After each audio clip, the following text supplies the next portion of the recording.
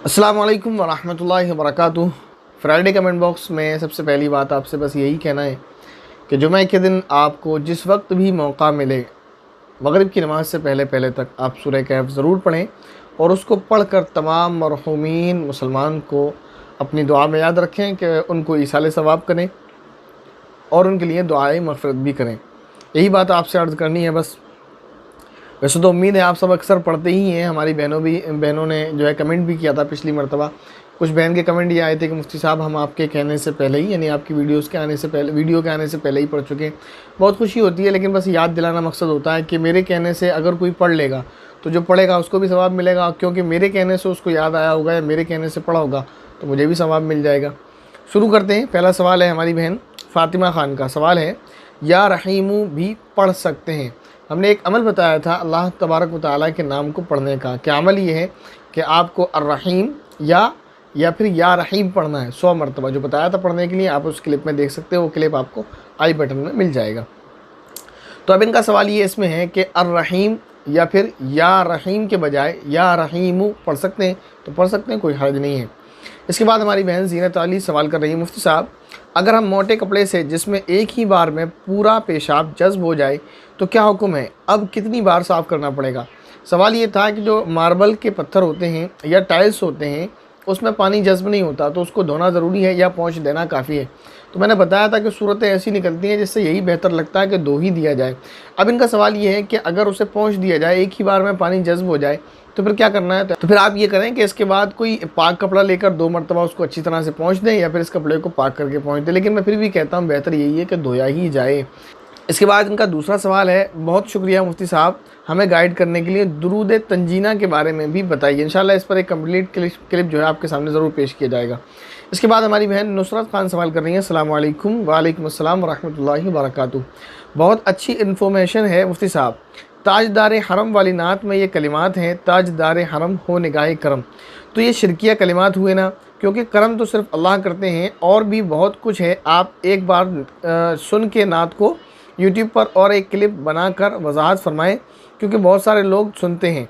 इसके बाद हमारी एक बहन का कमेंट है, उन्होंने सलाम लिखा है। इसके बाद लिखा, जी प्यारी बहन बात आपकी सही है, आपने सही कहा।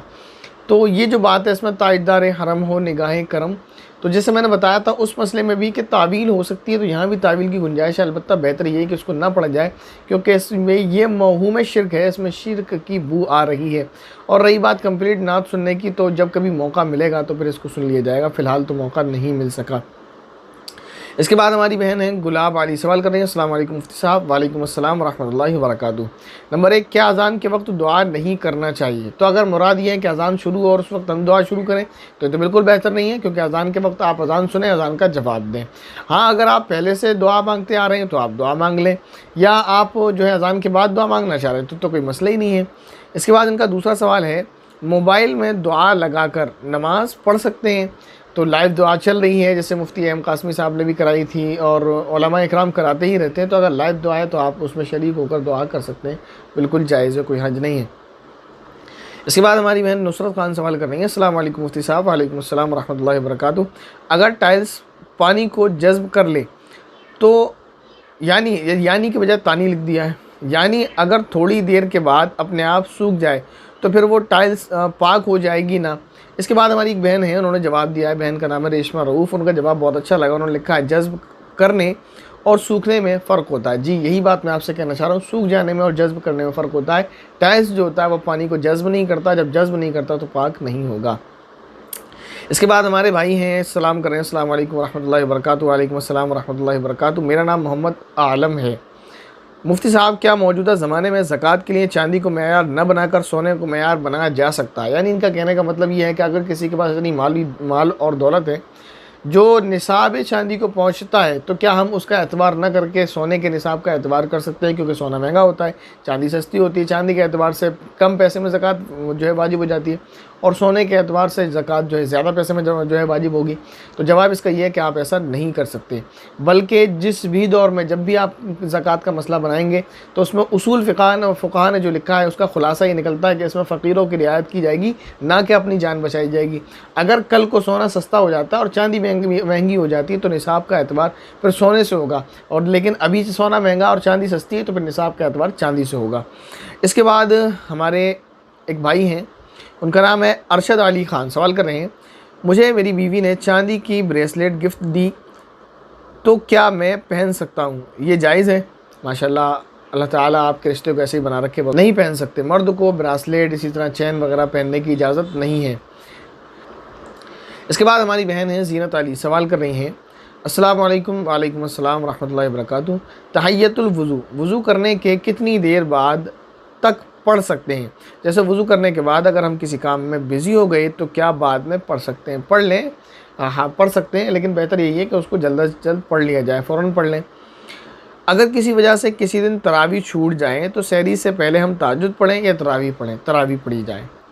इसके बाद हमारी बहन है शबनम अंसारी, उनका सवाल है, अस्सलाम वालेकुम मुफ्ती साहब, मेरा सवाल है कि मेरी छोटी बेटी नमाज नहीं पढ़ती, उसको बहुत समझाती हूँ फिर भी वो कहती है कि मुझे जो सही लगेगा वो मैं करूँगी। कई बार वो कुफ्रिया शब्द भी बोल देती है, उसे दीन की कोई भी बात बताएं तो कहती है आप जानती हैं क्या ऐसा होगा, मतलब कुरान और हदीस के बारे में जो बताती हूँ, प्लीज़ कोई दुआ बताएं जिससे वो दीन पर आ सके, कोई दम हो तो बताएं प्लीज़। उसकी सब आदतें अच्छी हैं, पहले वो दीन पर अमल भी करती थी, अब न जाने क्या हो गया है उसको। तो जैसा माहौल चल रहा है, फितनों का दौर है, और जैसी कॉलेज और स्कूल में तालीम दी जा रही है, अब कॉलेज और स्कूल चाहे उसको चलाने वाला कोई भी हो, मैं बज़ाते ख़ुद इन चीज़ों को देख रहा हूँ, मुशाहदे में है मेरे, कि अब बच्चों को वो तालीम दी जा रही है कि जिससे बच्चे इर्तिदाद की तरफ बढ़ रहे हैं। बहरहाल ये कि ये जो है आज के माहौल ही का असर है, बहुत दुख की बात है ये। तो सबसे पहले अपने बहन भाइयों से मैं यही अर्ज़ करता हूँ कि दुआ करें इनके लिए, और जुमे का दिन जुमे की नमाज़ में और इसी तरह अपनी तमाम उन वक्तों में जब आप दुआ करते हैं खुसूसन दुआ करें इनकी बेटी के लिए कि अल्लाह रब्बुल इज़्ज़त उसको हिदायत नसीब फरमाए। और आपसे मैं ये कहना चाहूँगा, आप अपनी बेटी के लिए चंद काम करें। पहला काम ये कि उससे दीन के मामले में सख्ती से बात ना करें, या अगर सख्ती से मुराद ये कि अगर सख्ती से आप बात करें तो आप फुल कंट्रोल सख्ती से काम करवा सकते हैं, तब तो दुरुस्त है। लेकिन अगर ऐसा नहीं है और मुमकिन है इस दौर में ऐसा नहीं कर सकते, तो आप उससे प्यार और नरमी से बात करें, दीन के मुताल्लिक़ जो भी बात आपको अर्ज़ करनी है उसको बहुत प्यार से समझाएं। दूसरी बात यह कि आपको सलातुल हाजत पढ़ के उसके लिए दुआ करना है। कभी कभी आप, या जितना आपसे मुमकिन हो सके, अगर आप सलातुल हाजत रोज़ पढ़ सकें तो रोज़ पढ़ें। सलातुल हाजत पढ़ना है उसका तरीक़ा कोई अलग से नहीं है, जैसे और नफिल नमाज़ पढ़ी जाती है वैसे ही जो है सिंपली तरीक़ा है, आप जो है सलातुल हाजत पढ़ सकते हैं। अलबत्ता सलातुल हाजत के बाद अपने लिए दुआ मांगने से पहले एक दुआ पढ़नी होती है जो नबी करीम सल्लल्लाहु अलैहि वसल्लम ने बतलाई है। वो दुआ मैं आपको इंशाल्लाह स्क्रीन पर भी शो करा दूंगा और आपको पढ़ कर भी सुना दूंगा। वो दुआ आपको पढ़ना है, उसके बाद आपके लिए अपने बेटी के लिए दुआ करना है। तो ये आपको जितना आपको हो सके, अगर डेली आज आप इस अमल को कर सकते हैं, नाइट में कर लें या किसी भी वक्त में, मकरूह वक्तों के अलावा, तो डेली कर लें। अगर डेली नहीं कर सकते तो जितना मुमकिन हो सके आपसे कर लें, एक काम। अच्छा, दूसरा काम ये है कि आपको डेली रोज़ाना फजर की नमाज़ के बाद और असर की नमाज़ के बाद एक विर्द करना है और उसके बाद दुआ करना है। वो विर्द क्या है? फजर की नमाज़ पढ़ लेने के बाद आपको 11 मरतबा दुरूद शरीफ पढ़ना है शुरू में, और ऐसे ही आखिर में भी आपको दुरूद शरीफ पढ़ना है, और ऐसे ही असर की नमाज़ के बाद आपको दुरूद शरीफ पढ़ना है 11 मरतबा शुरू में और 11 मरतबा आखिर में पढ़ना है। अब इसके बीच में क्या पढ़ना है? तो इस बीच में कुरान करीम की एक आयत है वो आपको पढ़ना है, और वो कुरान करीम की आयत है अस्लिह ली फ़ी ज़ुर्रियती। इस आयत को आपको 100 मरतबा पढ़ना है। फजर की नमाज़ के फ़ौरन बाद आप पढ़ेंगे 11 मरतबा दुरूद शरीफ, फिर उसके बाद 100 मरतबा अस्लिह ली फ़ी ज़ुर्रियती, और फिर 11 मरतबा दुरूद शरीफ पढ़ेंगे। फिर उसके बाद आप दुआ मांगेंगे अपनी बेटी के लिए। यही अमल आपको असर के बाद करना है, और सलातुल हाजत आपसे जितना मुमकिन हो सके वो करना है। एक काम और ये करें, आप उसको दीन की तालीम किसी तरह से, चाहे वो आपसे सुनने को तैयार हो जाए तो आपके ज़रिए, या अपने घर के किसी भी फ़र्द के ज़रिए जिससे वो मानूस हो, जिससे वो उनसियत रखती हो, जिससे उसका ताल्लुक़ हो, उसका कोई फ्रेंड है, कोई करीबी रिश्तेदार है, जो भी जिससे वो ज़्यादा क्लोज़ है, उसके ज़रिए से उसके पास तक अकायद इस्लाम के अकायद की तालीम किसी तरह पहुँचाई जाती रहे, ताकि उसका ईमान सही सलामत रहे। और हम भी इंशाअल्लाह दुआ में अपनी याद रखेंगे ज़रूर, खुसूसी दुआओं में। और आप सब भी जो लोग सुन रहे हैं वो इसको जो है इनकी बेटी को याद ज़रूर रखिएगा।